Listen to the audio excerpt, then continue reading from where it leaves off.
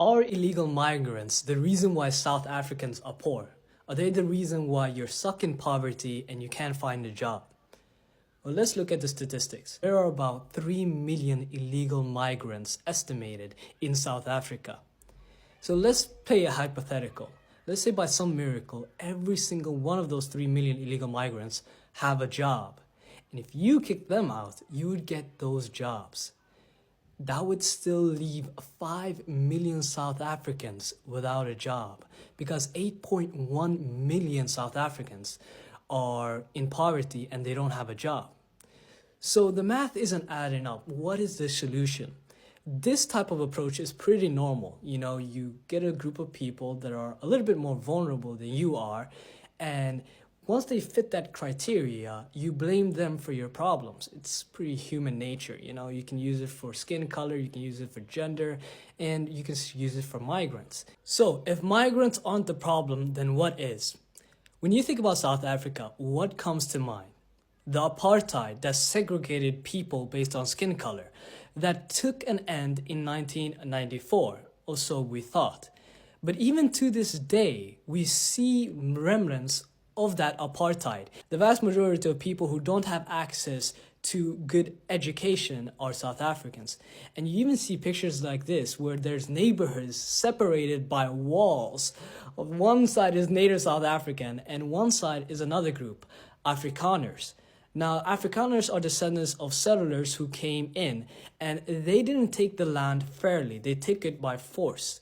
Now, of course, this isn't to blame the people who live now. The Afrikaners who are alive today are not responsible for the actions of their ancestors. However, they are responsible for finding a solution to the issues that they caused. And one major issue is the land distribution. Afrikaners make up about 7 to 8% of the population, but they still own 72% of the land. Whereas the majority who are native Africans, they only own 4% of agricultural farmland. And why is this important? Well, that is because owning land not only generates generational wealth, but it is also necessary for agriculture, and agriculture leads to jobs. The agriculture sector makes up millions of jobs. And that is where you got your solution. It's not about going after minority, going from migrant Africans to Afrikaners. That's a stupid way to go.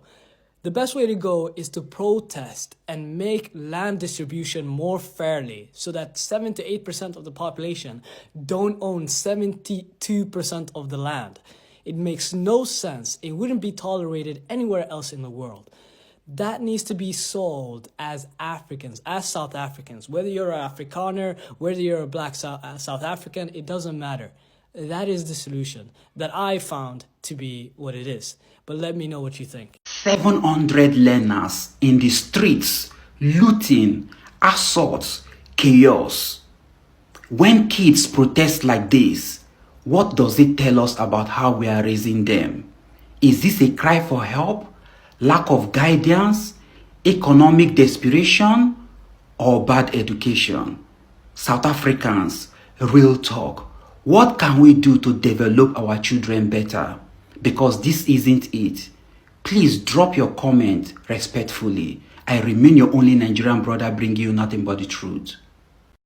Hello guys, how are you all doing? So I took my time and listened to this Nigerian America. He says he exposed the real reason why South Africans are behaving the way they are behaving. To be honest, if you listen to him, you will know that what he says is 100%. During apartheid, Nigerians contributed, Ghanaians, African countries helped them. The white people, and again they're independent, the white people were not happy. Oh, you guys helped them. I will show you guys something. Everything, don't forget, everything in South Africa is being owned by the white people. If the white people choose to take everything from South Africa, there is nothing South Africans are going to own, because even the land, they don't own the land. They don't own anything in their country. But they'll be like, this is our country. We are going to fight for our country. You people are just queer foreigners. The only thing you people have in that country is just ID. That shows that you guys are from South Africa. There's nothing you guys have. You guys are still renting all the hostels, everything are owned by the white people. You still rent from them. So if these white people decide to do that, we don't want you people in our buildings, you people have nowhere to go to rather than running to Zimbabwe. There's nothing you people own. So according to this guy, he says this is what the media is showing. When foreigners commit crime in South Africa, they will take it, make it, it goes viral. So South Africans will sit at their homes, they'll sit in their houses and be seeing every crime is committed by foreigners.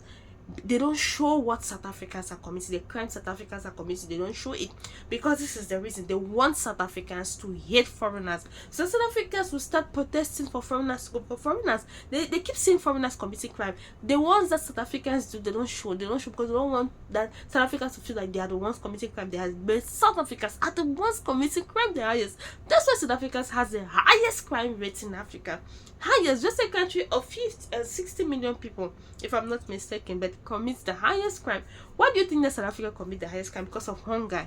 They don't have something to eat, they don't work, they are lazy, they only know how to steal, hijack, and at the end of it, when one foreigner commit crime, they will show it. Oh, foreigners are the ones committing crime. Now these people have succeeded. They have succeeded in making South Africans to hate the African brothers. And guess what? They say they want all Africans. You see, if on the third side there were still Africans living in South Africa, we don't want to say anything. Anything that happens to you is your concern, it's your business, because we are encouraging you to go back to your country. Leave these people alone.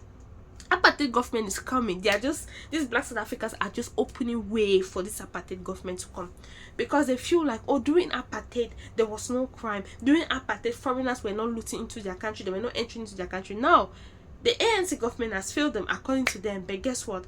Apartheid will come. Oh, South Africans! It will be like Mazi Ole, white people Ole, this for Zazi, white people Ole, this for Zazi. Very soon, we just can't wait. You know, we only read about apartheid.